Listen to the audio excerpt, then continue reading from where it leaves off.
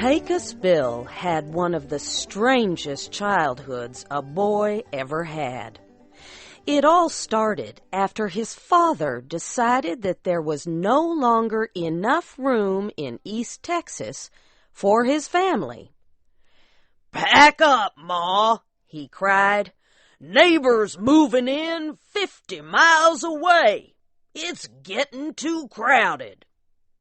So they loaded up a wagon with all their things. Now some say they had 15 children, while others say 18. However many there were, the children were louder than thunder. And as they set off across the wild country of West Texas, their mother and father could hardly hear a thing.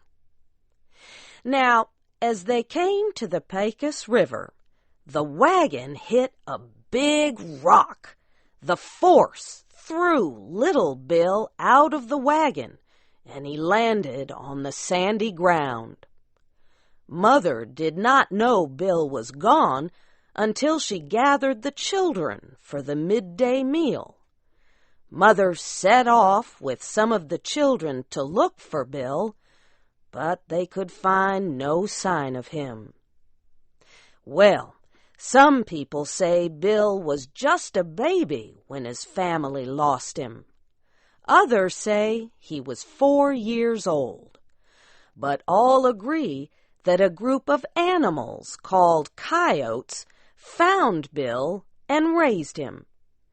Bill did all the things those animals did, like chase lizards and howl at the moon.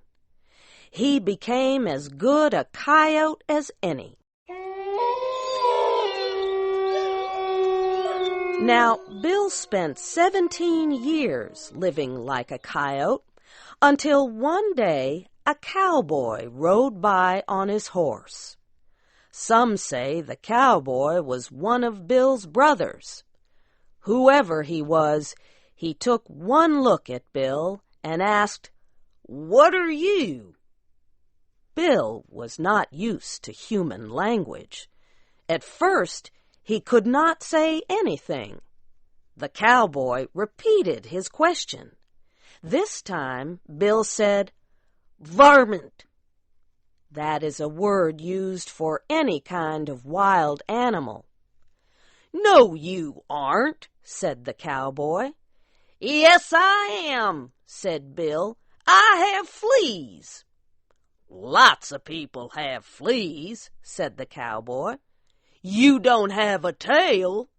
"Yes, I do," said Bill. "Show it to me then," the cowboy said. Bill looked at his backside and realized that he did not have a tail like the other coyotes. "Well, what am I then?" asked Bill. "You're a cowboy, so start acting like one," the cowboy cried out. Well, that was all Bill needed to hear. He said goodbye to his coyote friends and left to join the world of humans.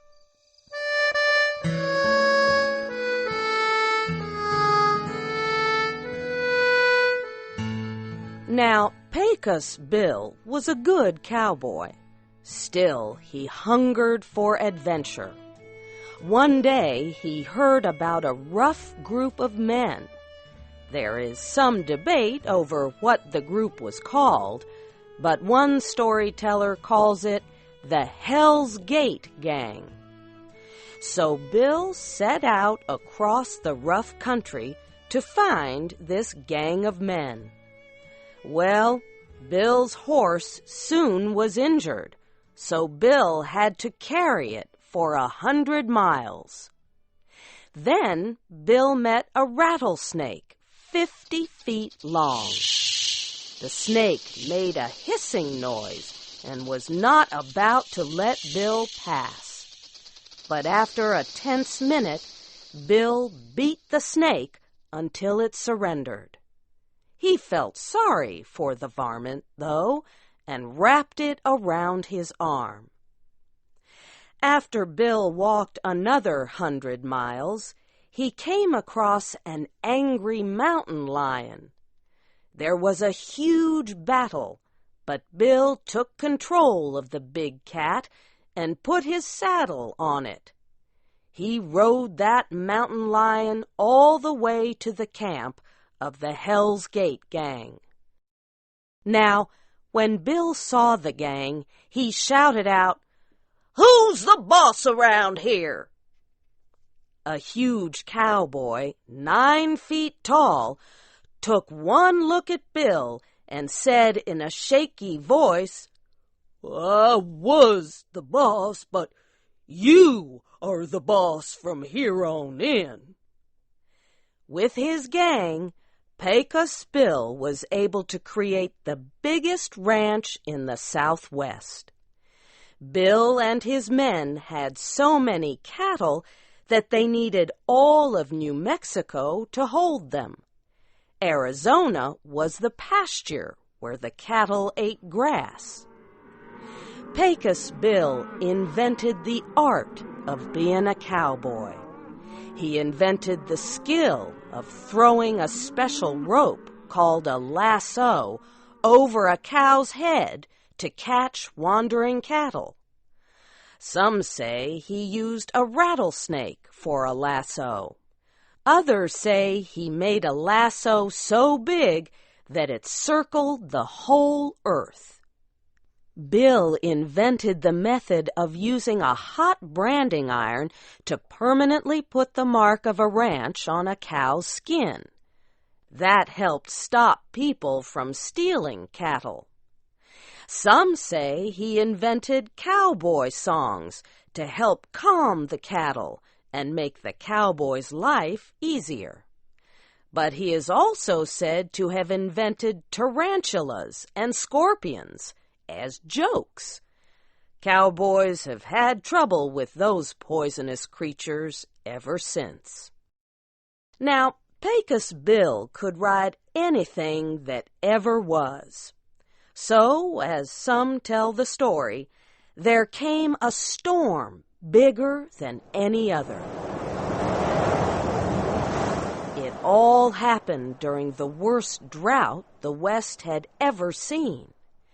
It was so dry that horses and cows started to dry up and blow away in the wind.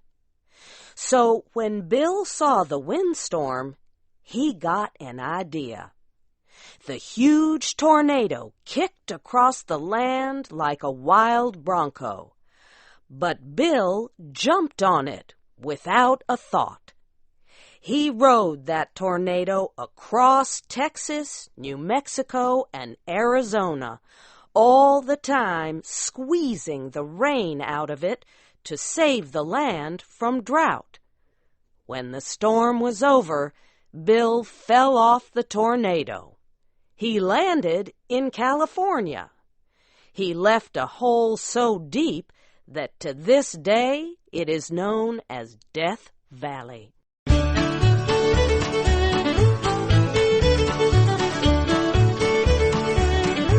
Now, Bill had a horse named Widowmaker. He got that name because any man who rode that horse would be thrown off and killed, and his wife would become a widow. No one could ride that horse but Bill. And Widowmaker, in the end, caused the biggest problem for Pecos Bill. You see, one day, Bill saw a woman.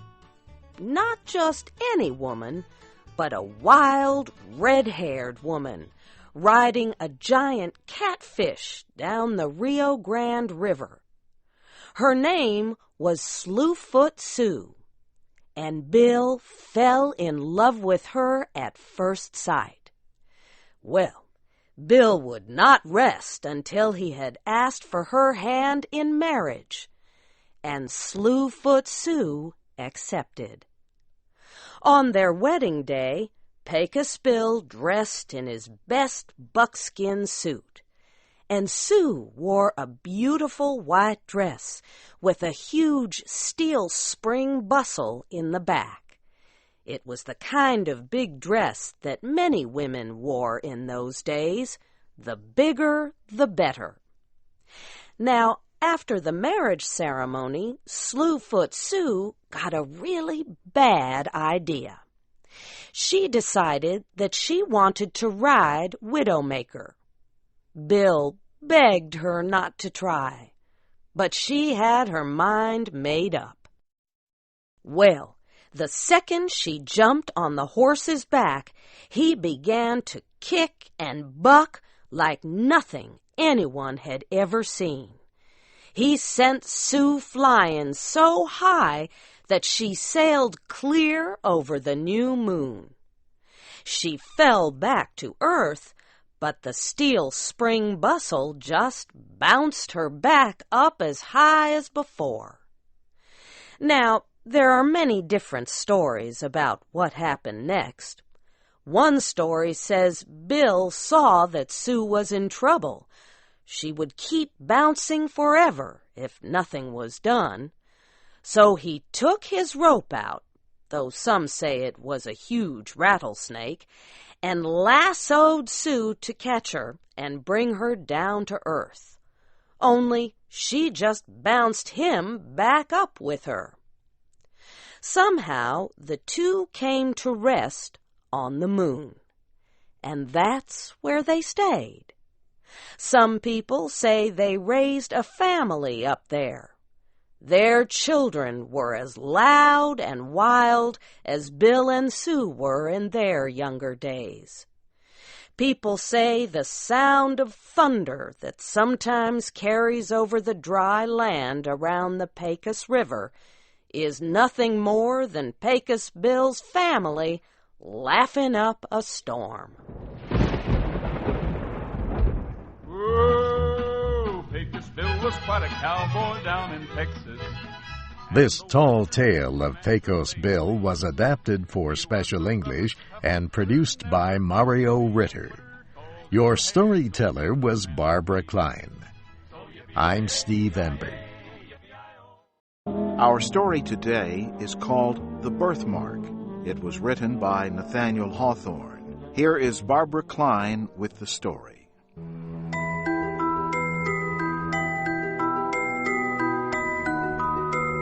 A long time ago, there lived a skillful scientist who had experienced a spiritual reaction more striking than any chemical one.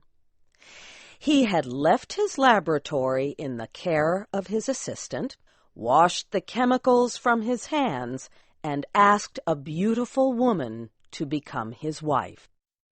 In those days, new scientific discoveries, such as electricity, seemed to open paths into the area of miracles. It was not unusual for the love of science to compete with the love of a woman.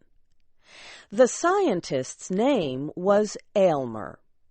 He had so totally given himself to scientific studies that he could not be weakened by a second love. His love for his young wife could only be the stronger of the two if it could link itself with his love of science. Such a union did take place, with truly remarkable results. But one day, very soon after their marriage, Aylmer looked at his wife with a troubled expression. "Georgina," he said, "have you ever considered that the mark upon your cheek might be removed?" "No," she said, smiling. But seeing the seriousness of his question, she said, "The mark has so often been called a charm that I was simple enough to imagine it might be so." "On another face it might," answered her husband, "but not on yours. No, dear, nature made you so perfectly that this small defect shocks me as being a sign of earthly imperfection." "Shocks you?" cried Georgiana, deeply hurt. Her face reddened, and she burst into tears. "Then why did you marry me? You cannot love what shocks you." We must explain that in the center of Georgiana's left cheek there was a mark, deep in her skin. The mark was usually a deep red color.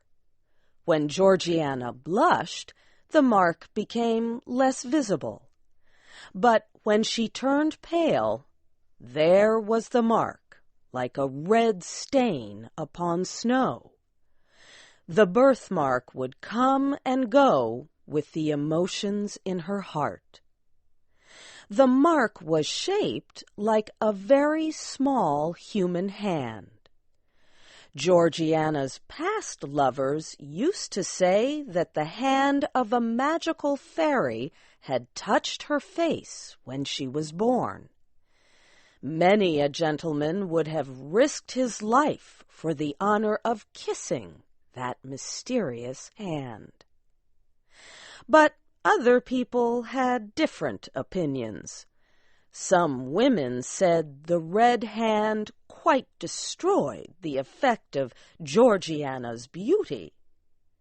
Male observers who did not praise the mark simply wished it away so that they did not see it. After his marriage, Aylmer discovered that this was the case with himself. Had Georgiana been less beautiful, he might have felt his love increased by the prettiness of that little hand. But because she was otherwise so perfect, he found the mark had become unbearable.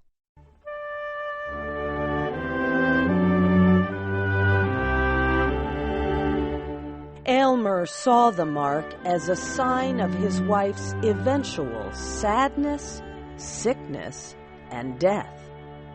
Soon, the birthmark caused him more pain than Georgiana's beauty had ever given him pleasure. During a period that should have been their happiest, Aylmer could only think of this disastrous subject. With the morning light, Aylmer opened his eyes upon his wife's face and recognized the sign of imperfection. When they sat together in the evening near the fire, he would look at the mark. Georgiana soon began to fear his look. His expression would make her face go pale, and the birthmark would stand out like a red jewel on white stone. "Do you remember, dear Aylmer, about the dream you had last night about this hateful mark?" she asked with a weak smile. "None whatever," answered Aylmer, surprised. The mind is in a sad state when sleep cannot control its ghosts and allows them to break free with their secrets. Aylmer now remembered his dream. He had imagined himself with his assistant, Aminadab, trying to remove the birthmark with an operation. But the deeper his knife went, the deeper the small hand sank until it had caught hold of Georgiana's heart. Aylmer felt guilty remembering the dream. "Aylmer," said Georgiana, "I do not know what the cost would be to both of us to remove this birthmark. Removing it could deform my face or damage my health." "Dearest Georgiana, I have spent much thought on the subject," said Aylmer. "I am sure it can be removed." "Then let the attempt be made, at any risk," said Georgiana. "Life is not worth living while this hateful mark makes me the object of your horror. You have deep science and have made great discoveries. Remove this little mark for the sake of your peace and my own." "Dearest wife," cried Aylmer, "do not doubt my power. I am ready to make this cheek as perfect as its pair." Her husband gently kissed her right cheek, the one without the red hand.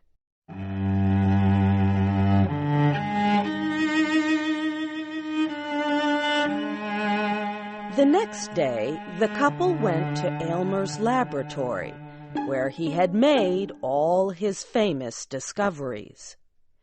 Georgiana would live in a beautiful room he had prepared nearby, while he worked tirelessly in his lab. One by one, Aylmer tried a series of powerful experiments on his wife, but the mark remained. Georgiana waited in her room. She read through his notebooks of scientific observations. She could not help see that many of his experiments had ended in failure. She decided to see for herself the scientist at work. The first thing that struck Georgiana when entering the laboratory was the hot furnace. From the amount of soot above it, it seemed to have been burning for ages. She saw machines, tubes, cylinders, and other containers for chemical experiments. What most drew her attention was Aylmer himself. He was nervous and pale as death as he worked on preparing a liquid. Georgiana realized that her husband had been hiding his tension and fear. "Think not so little of me that you cannot be honest about the risks we are taking," she said. "I will drink whatever you make for me, even if it is a poison." "My dear, nothing shall be hidden," Aylmer said. "I have already given you chemicals powerful enough to change your entire physical system. Only one thing remains to be tried, and if that fails, we are ruined." He led her back to her room, where she waited once more, alone with her thoughts. She hoped that for just one moment she could satisfy her husband's highest ideals, but she realized then that his mind would forever be on the march, always requiring something newer, better, and more perfect. Hours later, Aylmer returned carrying a crystal glass with a colorless liquid. "The chemical process went perfectly," he said. "Unless all my science has tricked me, it cannot fail." To test the liquid, he placed a drop in the soil of a dying flower growing in a pot in the room. In a few moments, the plant became healthy and green once more. "I do not need proof," Georgiana said quietly. "Give me the glass. I'm happy to put my life in your hands." She drank the liquid and immediately fell asleep. Aylmer sat next to his wife, observing her and taking notes. He noted everything: her breathing, the movement of an eyelid. He stared at the birthmark, and slowly, with every breath that came and went, it lost some of its brightness. "By heaven, it's nearly gone," said Aylmer. "Success! Success!" He opened the window coverings to see her face in daylight. She was so pale. Georgina opened her eyes and looked into the mirror her husband held. She tried to smile as she saw the barely visible mark. "My poor Aylmer," she said gently, "you have aimed so high, with so high and pure a feeling, you have rejected the best the earth could offer. I am dying, dearest." It was true. The hand on her face had been her link to life. As the last trace of color disappeared from her cheek, she gave her last breath. Blinded by a meaningless imperfection and an impossible goal, Aylmer had thrown away her life, and with it his chance for happiness. In trying to improve his lovely wife, he had failed to realize she had been perfect all along.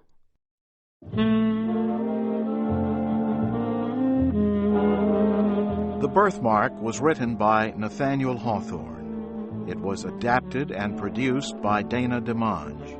Your storyteller was Barbara Klein.